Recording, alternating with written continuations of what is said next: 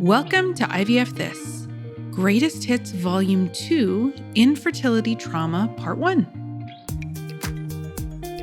Welcome to IVF This. I'm your host, Emily Ginn.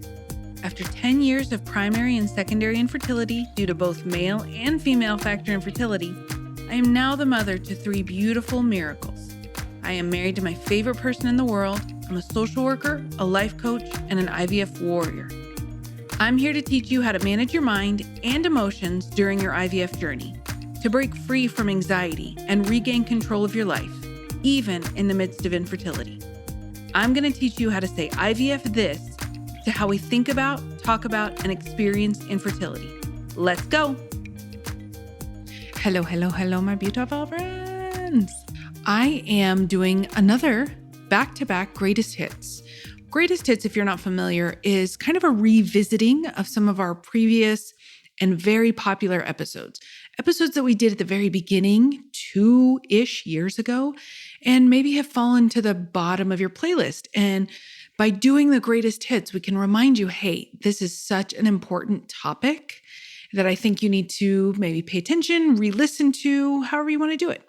I chose the infertility trauma, number one, because we're doing Greatest Hits back to back, and it is a 2-parter, but also because I still get a lot of questions about infertility, trauma, how they're related. And so this episode is like a blueprint for how we can become traumatized throughout the infertility process. I think most of us know that it can be a traumatizing experience, but I go through a lot of really detailed examples of how it can be traumatizing and basically just helping you understand what trauma is in relation to infertility. All right, so I hope you enjoy this, and I will talk to you soon.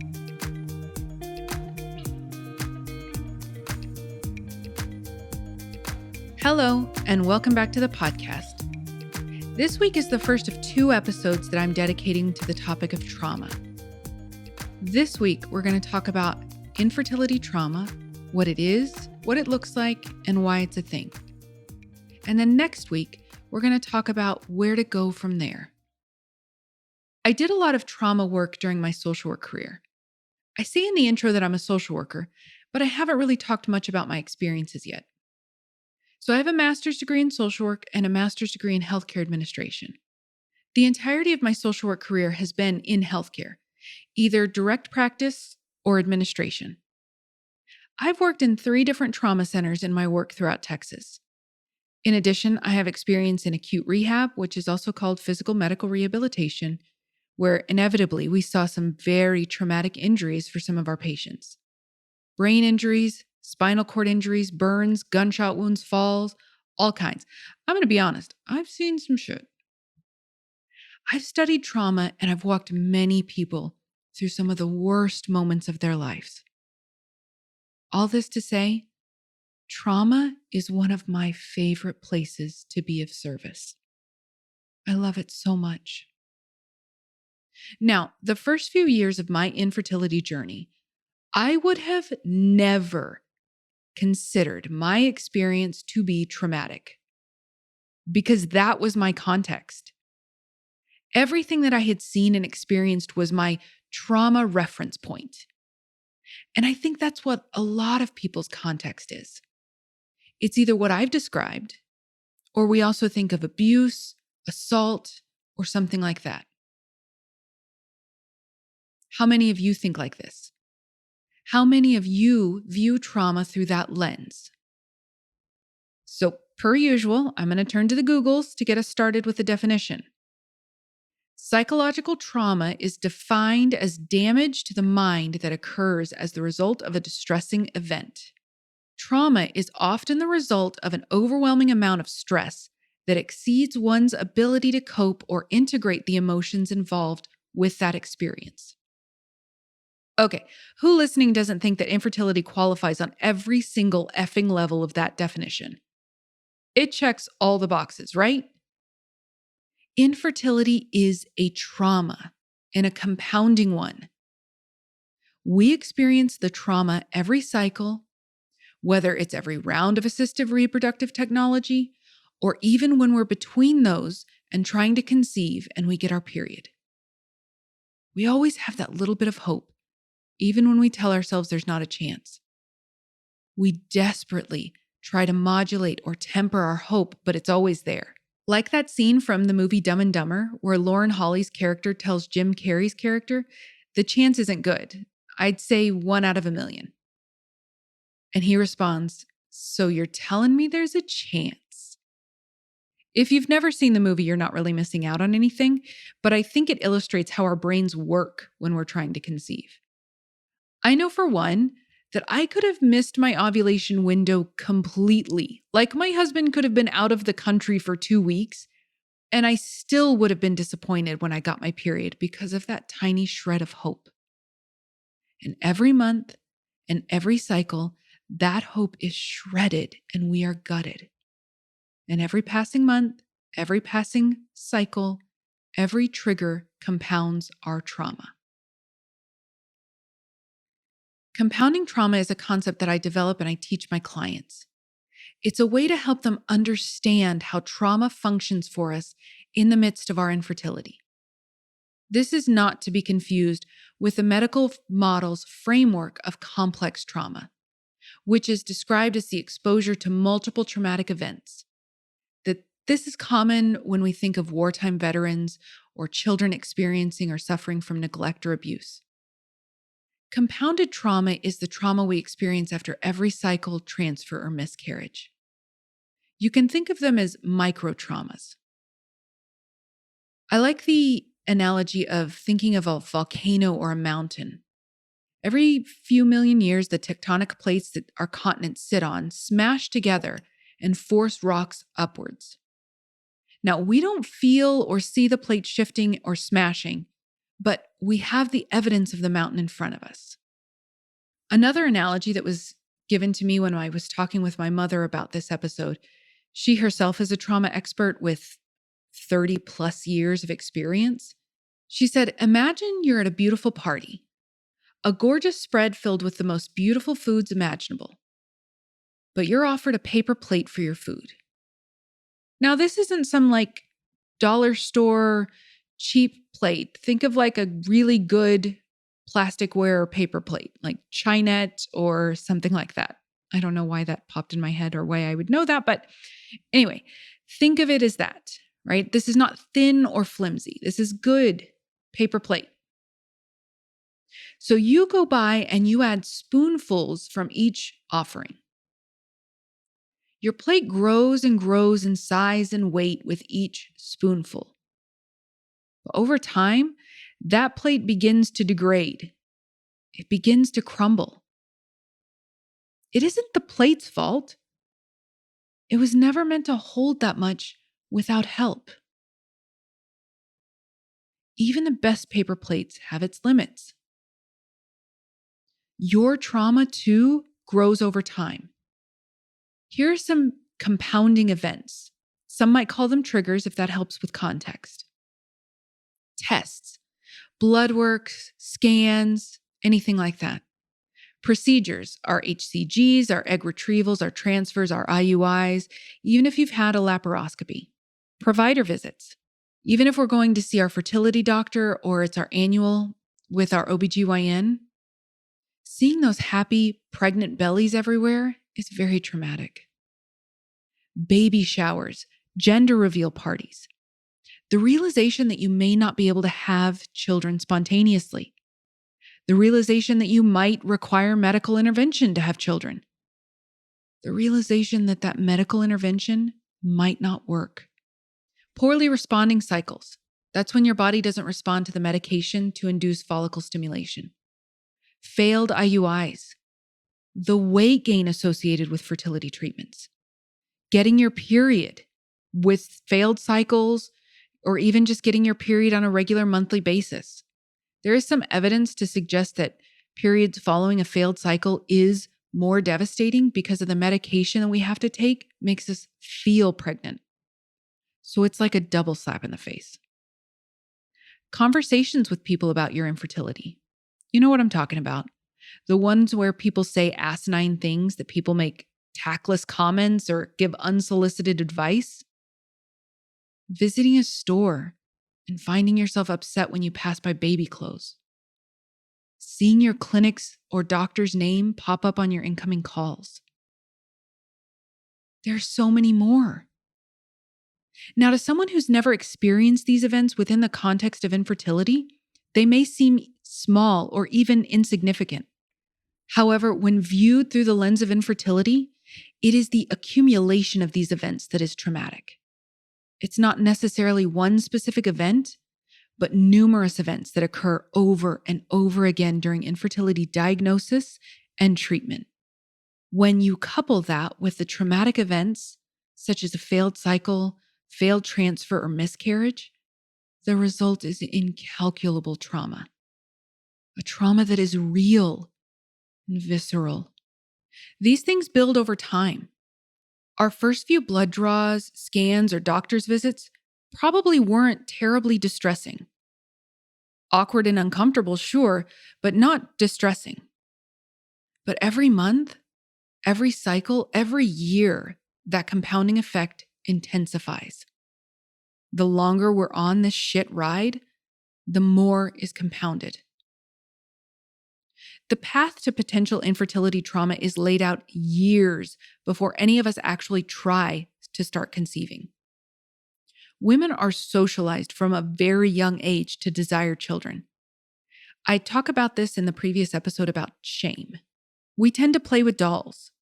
We play mommy and house as fun games when we're young. As we get older, many of us begin fantasizing and dreaming of our future with children. We imagine ourselves as parents and playfully talk about it with our friends and partners. We picture ourselves passing along family traditions or imagining new traditions that we would like to begin with our own family. We create stories in our heads of what our future will look like. There is a standard expectation of life that most of us have. Attending school or career development, dating, marrying or partnering, having children, raising children, growing older, then grandchildren. Infertility doesn't just make you question the immediate implications of your life without children or your continued fight for children. No, the implication is much larger than that. Most of us have imagined a distant future that is childless, cold, lonely, and devoid of joy and happiness. When we experience infertility, we're not just experiencing the physical or social implications, but also the divergence from the long-standing narrative that we created, the beautiful and wholesome image that we carefully cultivated in our minds for years.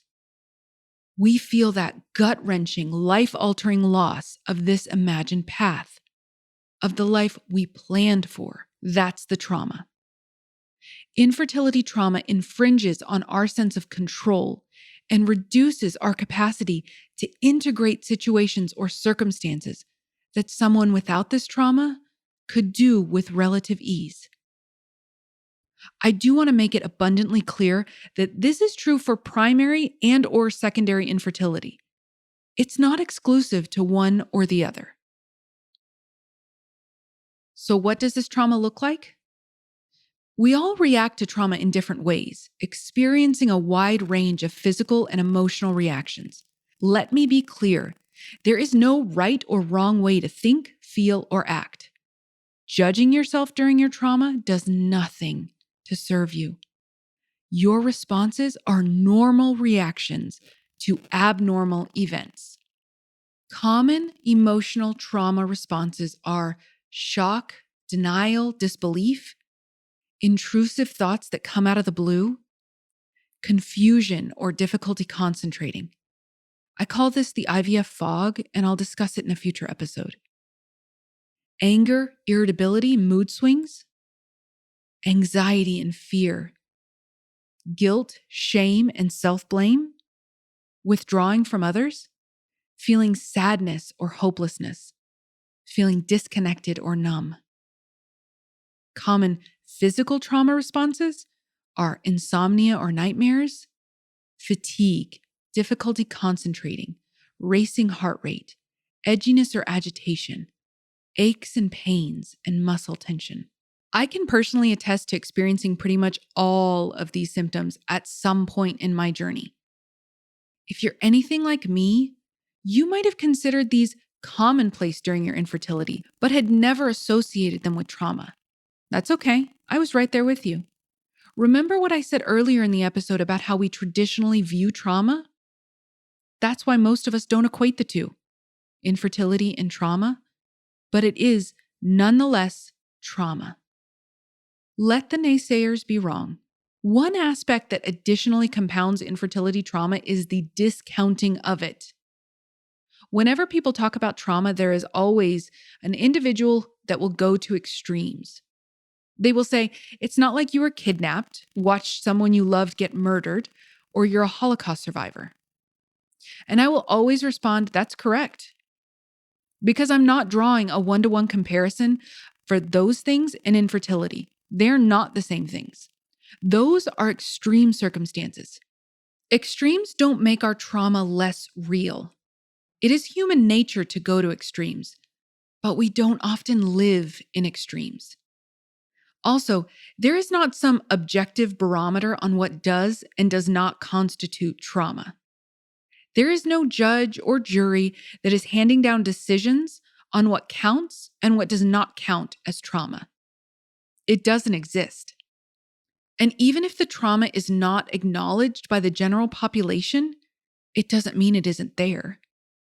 I didn't acknowledge my own trauma for years. There were a lot of things that I did and said to justify that to myself, that I dismissed, things that I didn't want to consider. I was living in the midst of infertility, and when you are, it's very difficult to see the world through a wide-angle lens.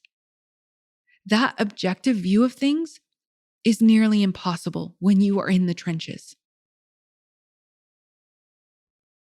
So, why do people have such a hard time understanding the trauma factor of infertility? Given that those of us experiencing infertility have a hard time recognizing or acknowledging our trauma, it stands to reason that individuals with no point of reference would find it extremely difficult to understand. Infertility and miscarriage don't really have any rituals or public ways to honor these events. And so often people don't talk about them. We turn it on ourselves. We believe there is something wrong with us. Remember the shame aspect I talked about in episode 4? That plays such an enormous role in how we experience and perceive our trauma. The shame tells us that we deserve how we feel. Then, if we feel like we deserve it, then that is like a final nail in the "I'm never talking about this" coffin. To make matters worse, there is still a social prudeness factor that stipulates that these things are not discussed, that they are private matters that should stay in the home. People that are outside of the immediate situation often have expectations for how and when someone should, quote, deal with stress and trauma. This is pretty universal with all trauma. It only adds to the horrific experiences of the person and or couple. Other people expect someone to experience issues in a specific pattern, in a specific way, and within a specific time frame. Since a huge part of infertility is the loss or potential loss of a complete identity, it is very difficult for those of us to fully understand and to what degree these losses are so painful. It's also not visible.